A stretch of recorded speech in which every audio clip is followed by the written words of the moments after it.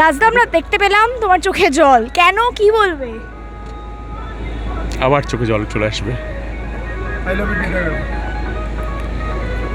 Because of Titagarh.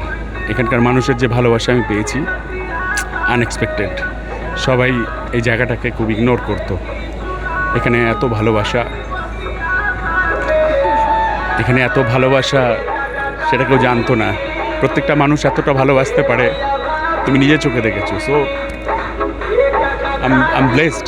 কোন কোন জায়গা থেকে, এখানে কোন কোন সেক্টর থেকে উন্নয়ন শুরু করবে বলে ভাবছো? সব জায়গায়, কোন কোন জায়গায় না, পুরো টিটাগড়, পুরো ব্যারাকপুর, 108 ব্যারাকপুর বিধানসভার পুরোটাই উন্নয়ন হয়েছে। আরও রাজদা, এত মানুষ অপেক্ষা করে রয়েছে তোমায় দেখবে বলে, কি বলবে?